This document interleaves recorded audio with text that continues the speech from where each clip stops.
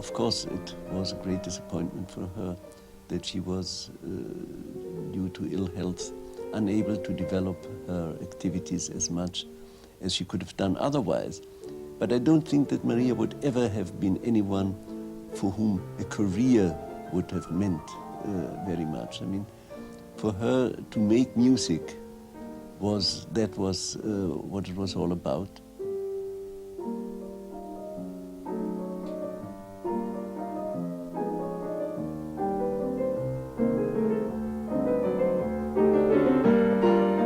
There's amazing dedication to her work, which is not done for any other reason, career, financial, or anything, but that she's quite fanatical about teaching, which is very rare today. I think that whenever somebody has such an extraordinary life as she has, one either succumbs or one builds on it.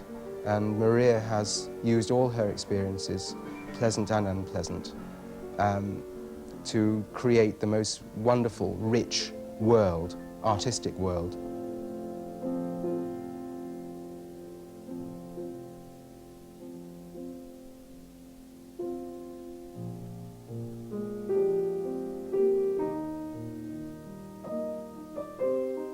Maria Curcio is the direct musical descendant of a line of pianists which stretches back to Beethoven. By the age of 18, she was already regarded as one of the great artists of her generation by the legendary pianist Arthur Schnabel. But within the space of a few years, the deprivation she suffered during the Second World War had destroyed any prospect of a public career. And yet, through teaching, she has become a profound influence and friend to some of the greatest musicians of the post-war generation: Mstislav Rostropovich, Daniel Barenboim, Marta Argerich, and Carlo Maria Giulini. Very well-known pianist. Sometimes they go there to have 1 hour with her, just to discuss a few things, and like you go to the doctor to have, but this is not only a physical, it's also a psychological and musical problem. With Maria is a friendship also, personal friendship.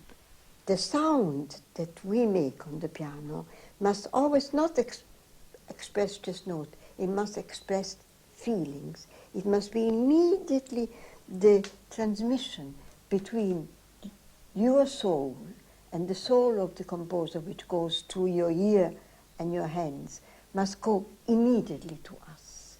It's the soul of Chopin which is crying, which is loving. It's not the notes. And we have enough today of pianists who play notes. They play so many notes and so many notes. We have to play feelings. And the more you go to the feeling of the music, the more you have the composer. And you can do it. So give me this huge arc of sound, which is already showing us the height of this man, you know. Not that we make literature. We don't make literature when we make music. We make music. But a few impressions we have, of course.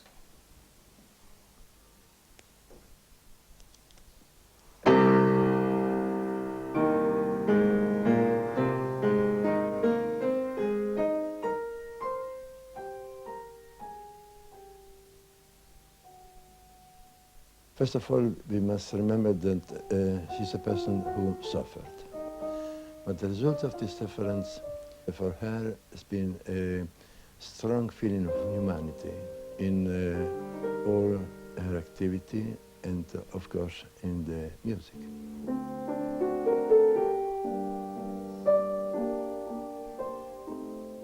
For me, it has been always most important to help other people. I did so as a musician, and I did it in the war in another way, then I did it again as a musician. And this is, for me, I think, the most important thing. Maria Curcio grew up in Naples, the daughter of a wealthy businessman and a musical mother, in fact a pianist in her own right. Their house was a focus for local musical activity, and many of the great artists of the day were visitors. It was natural that Maria should learn the piano, perhaps less so that she should give her first concert when she was only 3 years old. At the end of the concert, the audience started throwing flowers and toys and chocolate, and I wanted to play more, more, more. I thought every time I play, I get all these beautiful things. I didn't know that it would have been a different story, but I enjoyed that very, very much. It sounds as though you had a happy childhood. No, it wasn't a very happy childhood, because my mother immediately saw the possibility of the Wunderkind, and then I had to become professional. By far too soon. I played a lot, and I had no time to play and to have little friends. So the childhood really wasn't the best part, because it was all dedicated to school and to music, and I had no free time at all. And I don't advocate that. I always tell parents who come with so-called prodigy children, I always say the most important thing is a happy childhood. They should study, they should play, but it shouldn't become a nightmare. She had given concerts in Italy and had made quite a big splash among Italian musicians, had wonderful reviews, and it was arranged for her, without she being told before, that she was going to play for Mussolini. And when she heard that, she said, no, I won't play for Mussolini, I won't play for this man who ruins our country, whose principles I, as a girl, as a really child, I cannot agree with, and I don't want to meet this man, I don't want to play for him. Scandal, as you can imagine. I mean, girl invited to play for Mussolini who says simply no.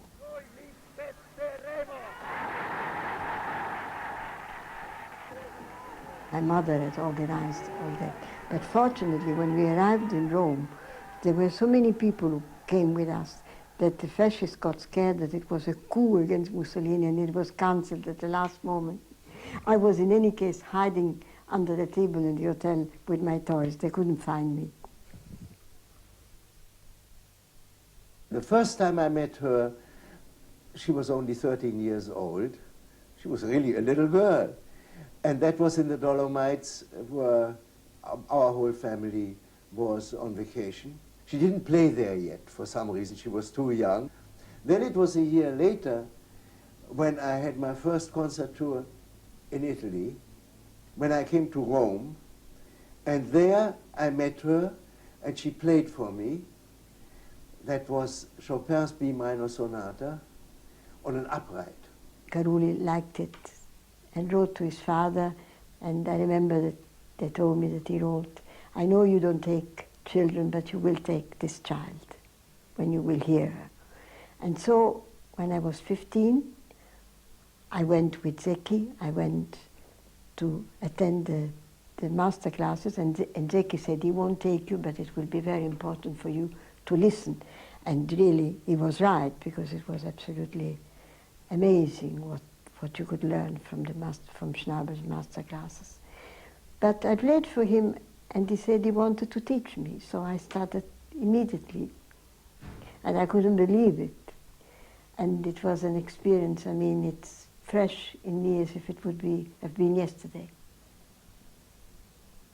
Afterwards, when we had late lunch, Schnabel told his wife and his sons, and I was there too, about this extraordinary girl, that he had never heard anyone of this age not only playing marvelously well the piano, but playing with such an inborn musicality and such a musical understanding that one simply couldn't believe one's eyes when one saw that this was such a young person.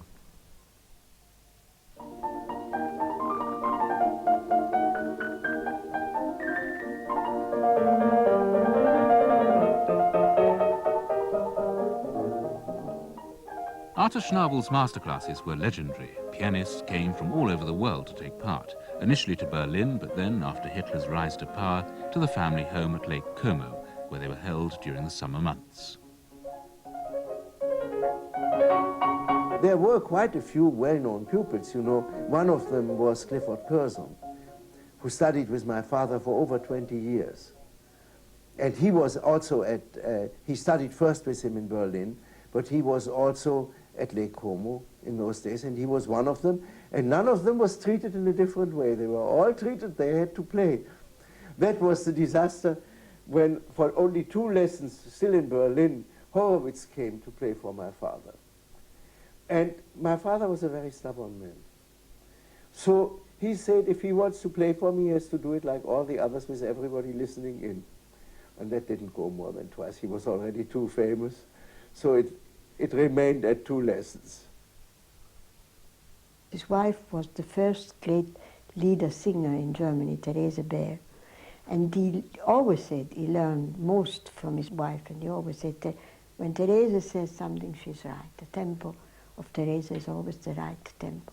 And we were, actually, when we were Schnabel students, we were more afraid of her judgment even than of his. And I was also very lucky that she very often said, I want the child to accompany the students. I was called to accompany. And I learned from her just as much as I learned from him.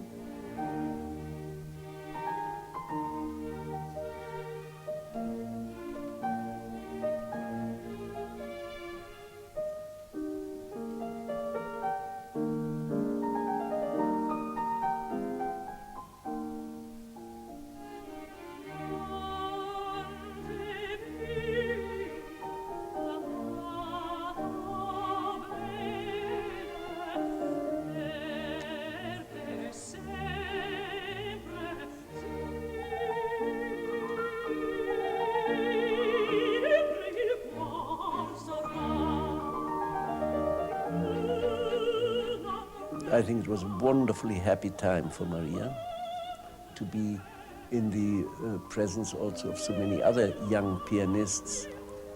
She worked quite a lot in this year with Schnabel, and every time when she came for lessons, Schnabel was full of her and talked at length about her and said that he had never had someone who was so naturally gifted for the instrument. And she became really the sort of pride and happiness of Schnabel.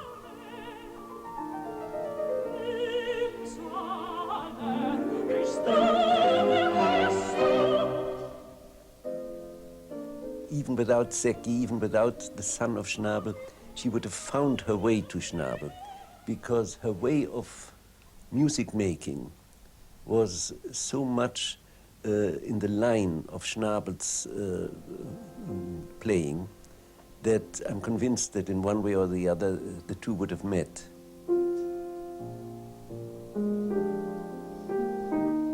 Yes. Now, what is very important, pianissimo in Chopin's music, it means always that his memories, you know, come from very far. And pianissimo must give us a feeling of this great distance, of this loneliness, and try to make a real beautiful pianissimo. For me, the most beautiful pianissimo I've heard lately has been from Horowitz, because Horowitz has got still this fantastic, and we must try to emulate that. We must try to find, because our instrument is an orchestra, it really does everything. And we must try to find the spot on the key where the key will react but will give us the real pianissimo. And you can do it if you work hard on it.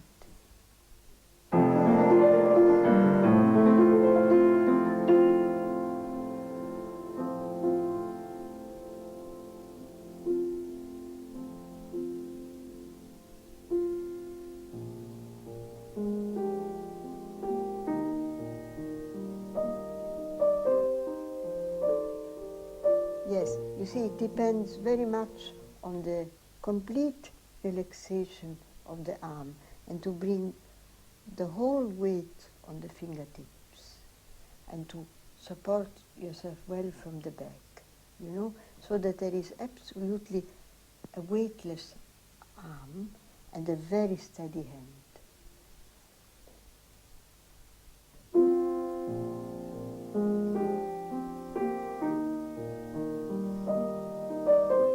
Yes.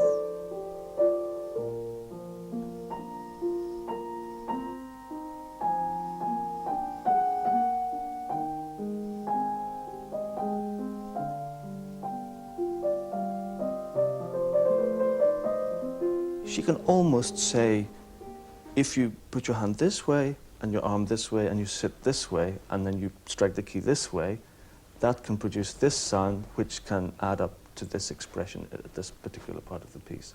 Almost she has this uncanny ability to analyze a movement. Almost it's like a real language, the music language, where this word means this gesture means this in music, which is very impressive.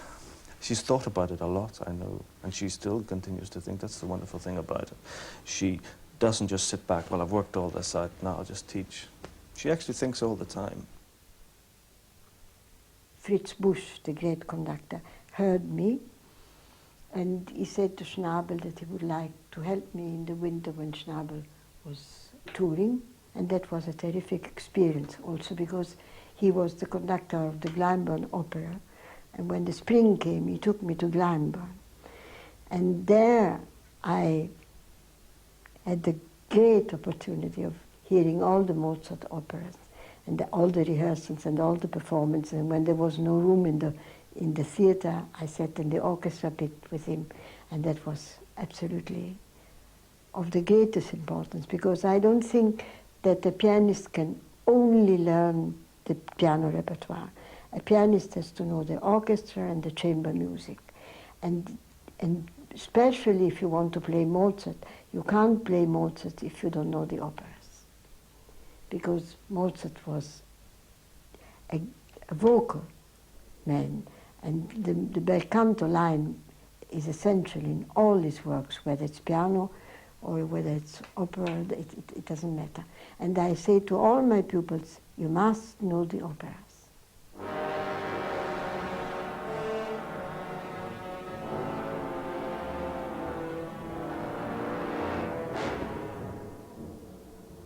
In 1939, with the outbreak of war, her studies were interrupted.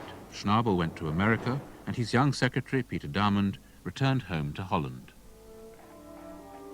Maria joined us at the time, in '39, before Holland was involved in the war. And she stayed with us. And then the Germans invaded Holland in May 1940.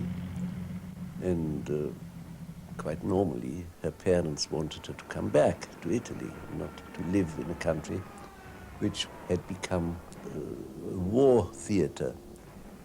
And she refused to come back.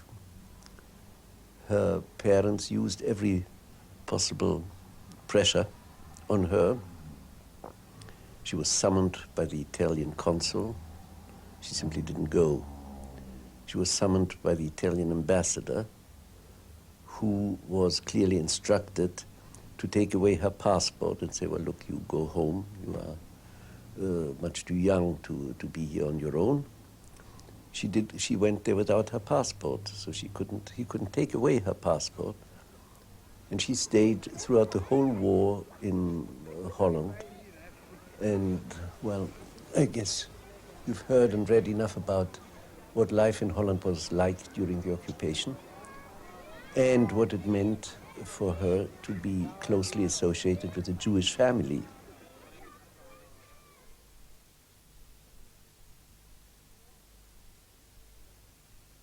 We all were brave. Holland has offered a terrific fight to the German occupation. And it was much worse in Holland than in Belgium, because in Holland there was no time to burn all the cartotheks, I don't know how you say that, all the papers of the Jewish inhabitants. And so the Germans, who were so methodical, they made all their lists, and the razzias started the pogroms very soon. It was absolutely ghastly.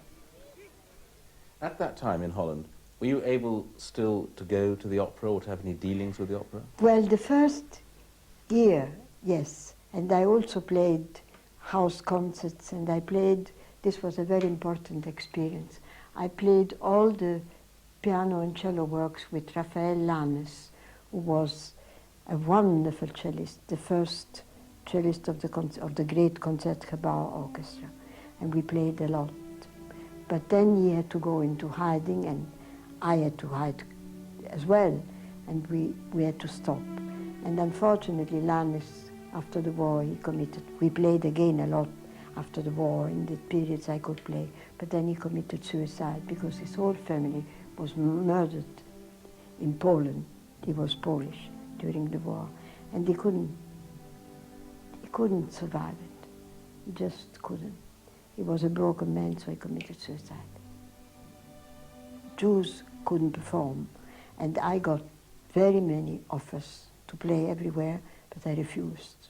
I wouldn't accept to play in a country where not everybody had equal rights. In 1942, Peter Diamand was arrested, but Maria discovered a loophole in the Nazi regulations showing that he'd been arrested too soon.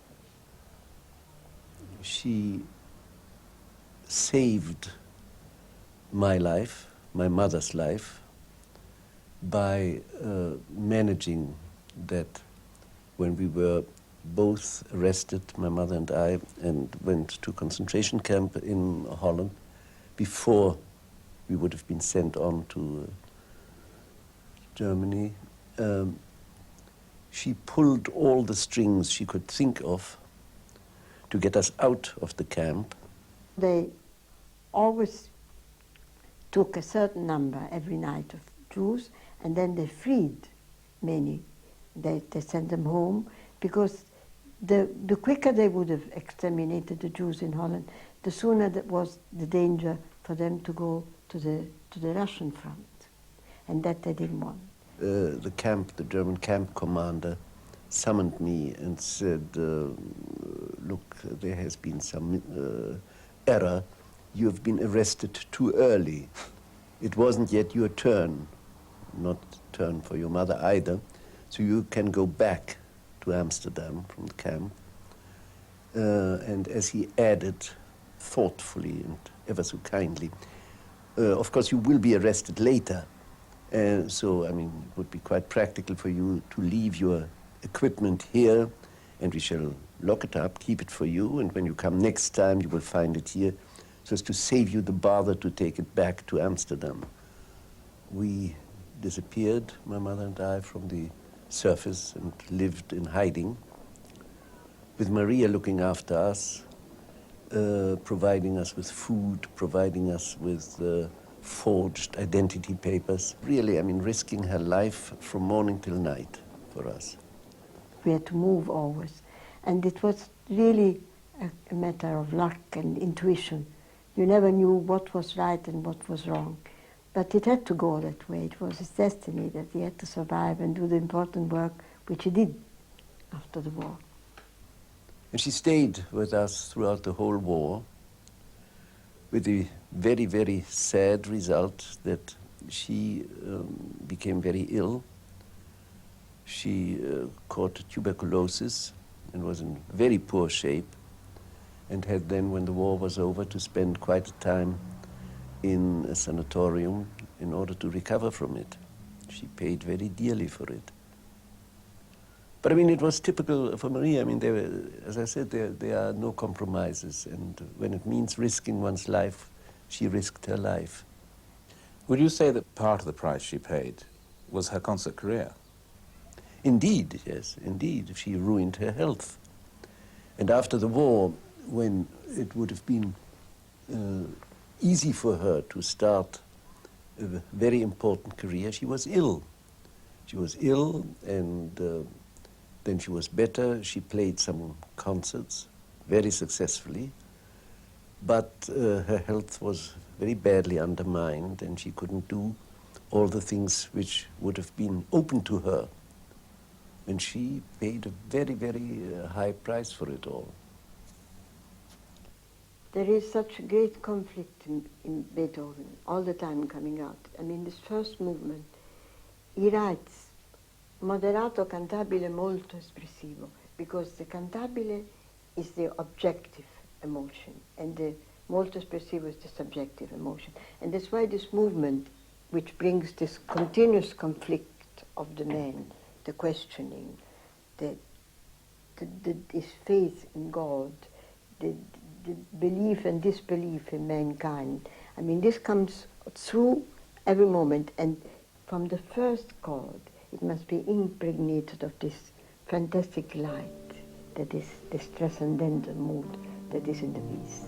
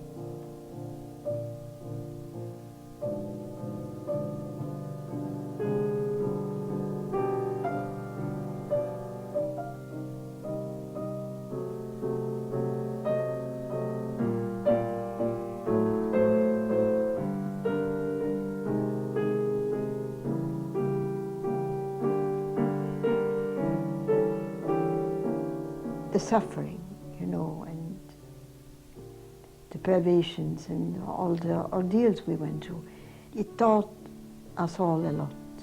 And especially for my teaching, it taught me a lot about human beings.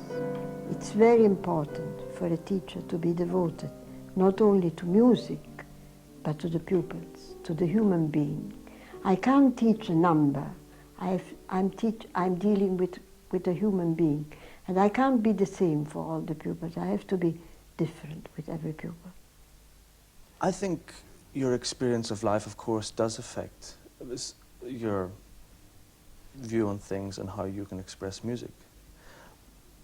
But I don't think it's directly proportional, the amount of traumatic experiences you have or suffering or depression or whatever, to what you can do with your musical expression. I think some people have it through some uncanny innate understanding of life.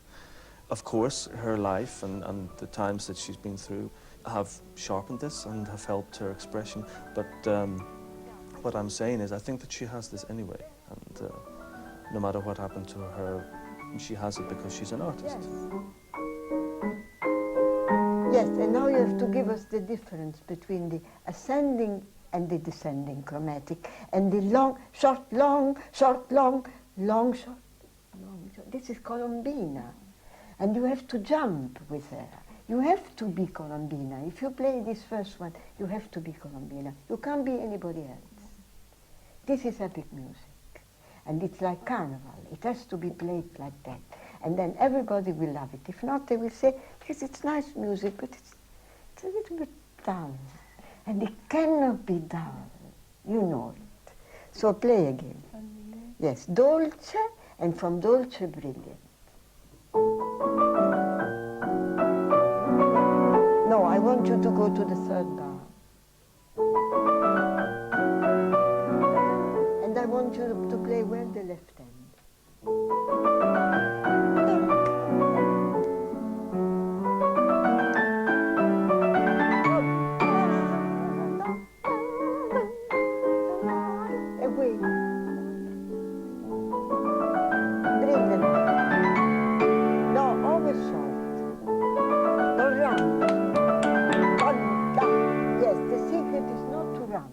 She's very Latin herself, and she relies a lot on sheer intuition. She tries to break through the reserve of emotion of all her students, and that is probably her greatest gift. She is a very strong personality, and she has very strong ideas on how every piece should be played. And when you look at these ideas, you think, my goodness, that really is right. And unless you have a very strong idea, or you're stubborn or something like this, you can be taken in, not taken in the wrong way, because it's a very valid way of interpreting this particular piece. But in a sense, the people that can develop the most with Maria are the people who can come up with their own idea, and there can be a sort of, maybe a little conflict, but also a discussion and a healthy development. No,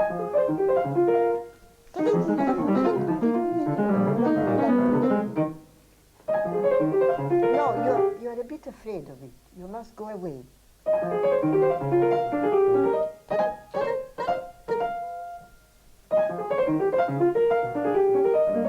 No, don't make a diminuendo. No, give me more left hand. No, don't make a diminuendo.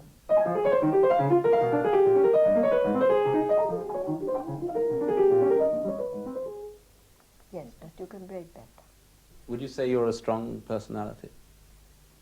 I'm rather strong, but I think I know how to give in on some fields, but I don't give in musically very much. Because if I believe in something, and I always say, you can't choose if you don't try. Try what I say, and then you have all your life to make a choice. But don't give in without trying. Because if you don't try, you don't know. But do you ever find that somebody changes your mind about a way of interpreting something? Yes, but it's very important that whatever you do, you must do with 100% conviction. That's important, you see.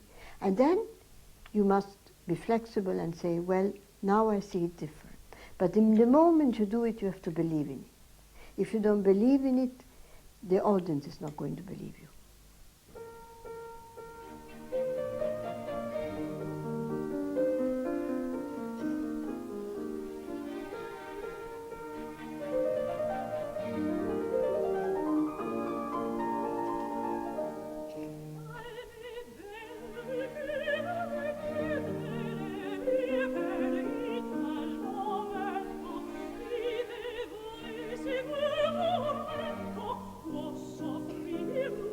As the world returned to normal after 1945 and musicians resumed their international schedules, a crop of music festivals sprang up throughout Europe. In 1947, Peter Diamand and Maria were married. The following year, Peter became director of the Holland Festival. His circle of musical acquaintances broadened still further to include some of the finest artists of the day. Despite her continuing illness, it was a stimulating environment for Maria.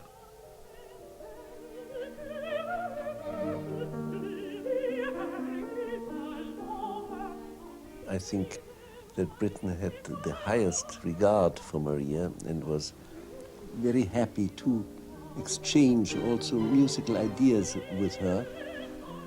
She visited him very often in Alba, and I think that Britain had a great influence also on Maria. I mean, I'm not saying that his music became for her a very important part of her repertoire, but his unique way of playing the piano, of playing the harpsichord, made a deep impression on Maria, and I think formed very much also of her musical thinking. And that was mutual. I think that Britain was also very influenced by her. Buried and dead, hee-haw, buried and dead. There grew no apple tree over his head, hee-haw, over his head. The apples were ripe and ready to fall, hee-haw, ready to fall. There came an old woman to gather them all, hee-haw, gather them all. We performed a lot together, and also with Peter Pierce, when I was able to do so. And this has been for me really a continuation of Schnabel. If you want any more, you can sing it yourself. Hee-haw, sing it yourself. I never had a lesson from Britain where he made me feel his intellectual power or his extreme knowledge, you know, as a musician, a composer, but always the freshness of the approach. He always planned to do many more things than he was able to do. For instance, he had planned to write a piece for Simon Goldberg, for me, and for Håkon Stotijn, the great oboist of the Concertgebouw Orchestra, a concerto for the three instruments, and he never got to it because he was so busy. She was in the same place where Furtwängler was to conduct shortly after the war. And again, Furtwängler heard her playing, and wanted to meet her. And she said no, she couldn't meet Furtwängler. She felt that his attitude during the war was a very doubtful one. I mean, one may now think about it differently because many things have emerged which then one didn't know. But I mean, for her, he was a man who could have left Germany and who could have continued to do his work elsewhere, as so many others did, but who had preferred to stay and to come to agreements with the Nazis. And it was simply beyond her to meet Furtwängler, whom she admired tremendously.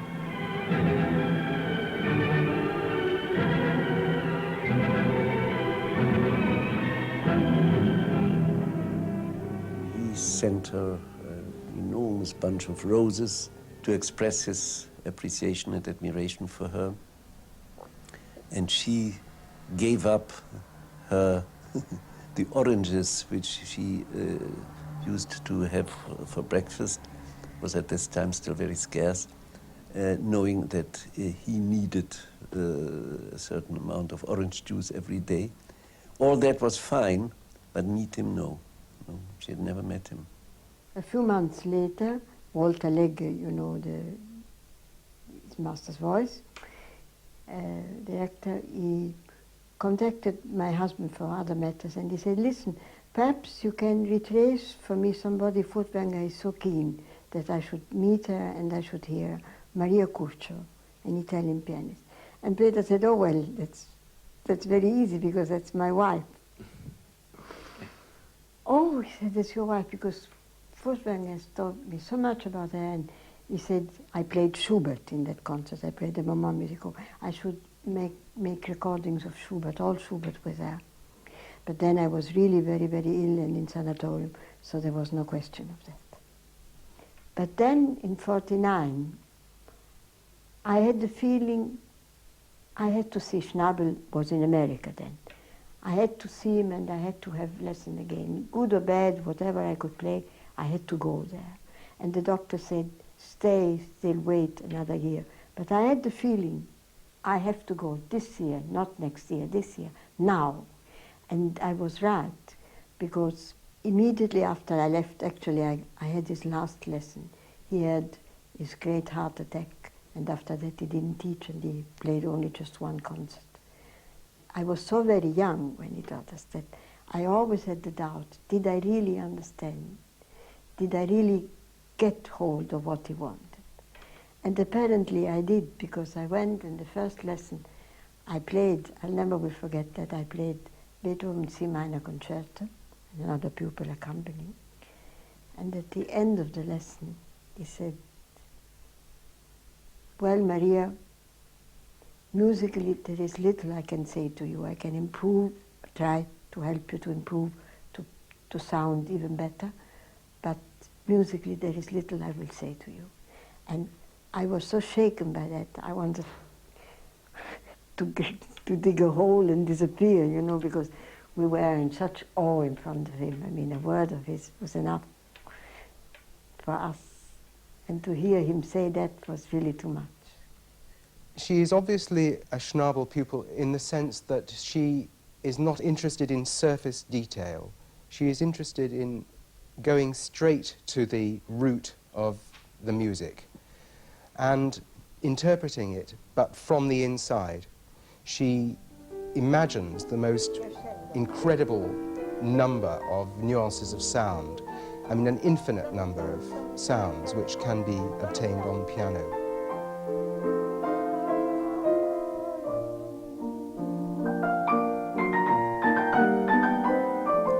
Sing, tick, tick, tick. Don't forget the...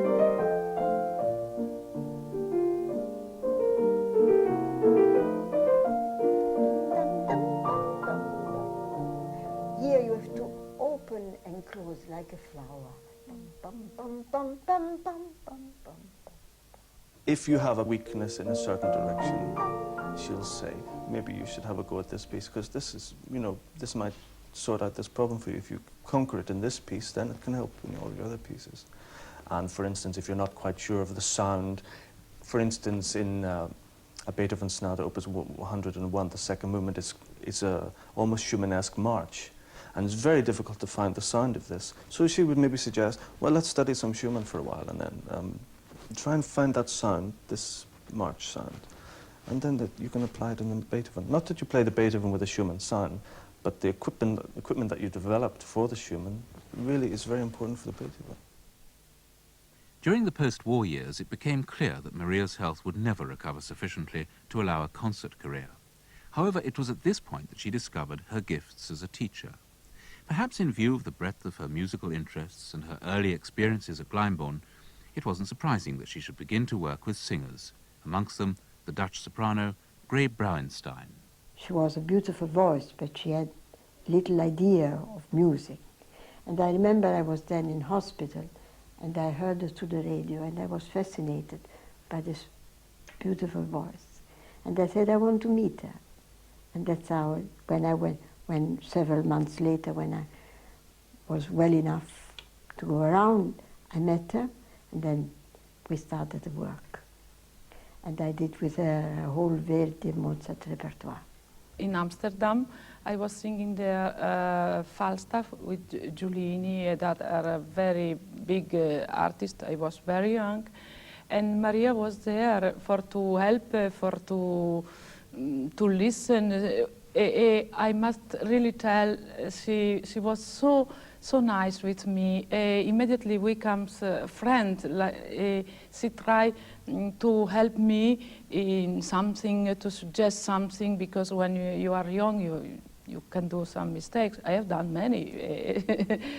She tried really to help me like a sister, I think. It was really fantastic. I can't forget this. What about the actual introduction on the first page, where the piece is in Schnabel?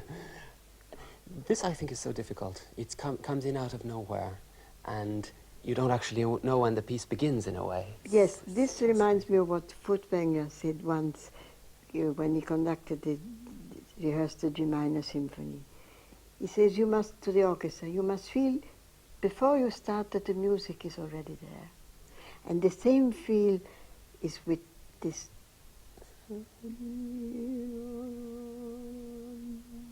Yes. You must slide into it. Slide into it. Does it give you great pleasure to watch pianists you've helped as they develop in their... And are you able to watch them? Yes, this is my greatest pleasure, my greatest pride.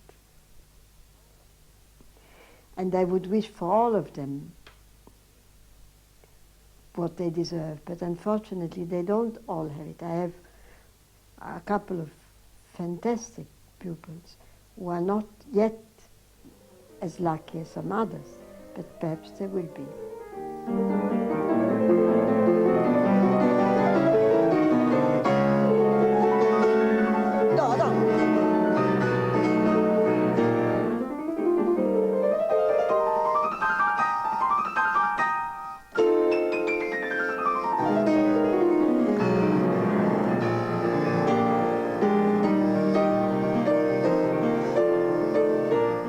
People come to play for me, and let's say they don't play very well.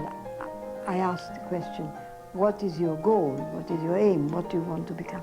And the answer will be concert pianist. And then I answer, concert pianist you don't become. You are born with that quality. You know that they always say that it's a straight line from Beethoven, because I think Beethoven taught Czerny, and Czerny taught Liszt, and Liszt taught Leschetizky, and Leschetizky taught my father, and my father taught Maria. So that's a straight line. She's also very experienced about how to treat artists before, during, and after concerts. And she doesn't come up and give you a post-mortem as soon as you've walked off the stage, which should never happen anyway. Because at that moment, most artists, unless they're very insensitive, are quite vulnerable when they walk off the stage. And she understands this. And she'll say, if you want to know what I think, ring me tomorrow. So, which is a terrible, almost as bad. Throwing down the gauntlet. Do you see her as a friend? Yes, I do. She's been incredibly generous to me as a person, and I do see her as a very valuable friend, and I'm very honored to know her as a friend. You've spoken about her, as indeed have so many musicians, as being a most remarkable woman. But even remarkable people have their Achilles heel. Would you say Maria has an Achilles heel? Well, probably she has, but you know, I think it's really quite unimportant. I mean, it really doesn't matter, because what makes her special, that is what brings you and me to talk about her, you know. Whether she likes cats or dogs, or hates cats or dogs, she actually likes them, is comparatively insignificant. And I mean, I wouldn't really wish to go into that. I think she's a great woman. She's a really great woman, and full of interest, full of intelligence, able with a sort of Latin clarity to grasp things mostly much quicker than many other people. She's a generous person by nature, has a wonderful sense of humor, and is altogether an extraordinary woman.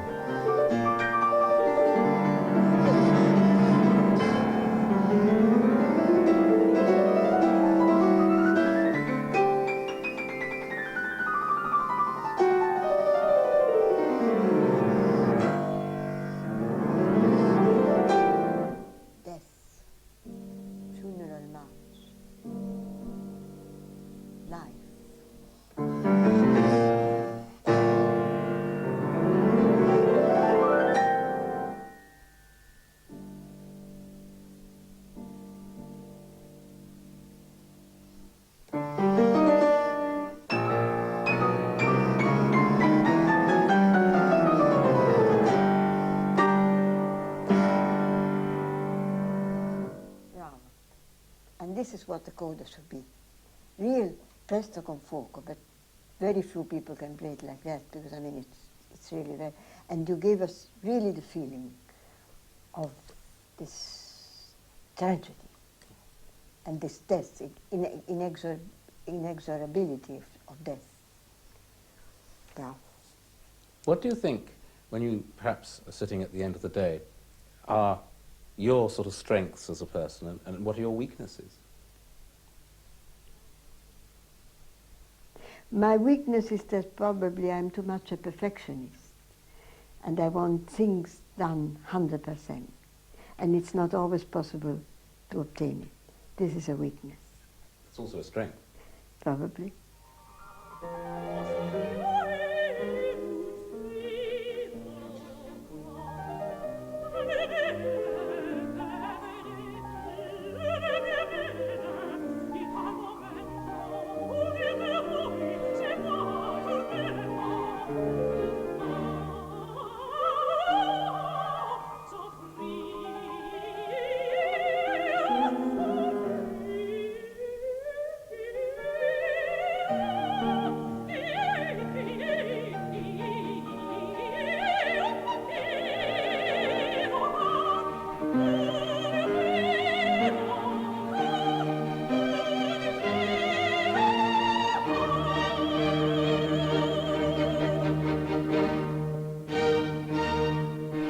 Piano teacher.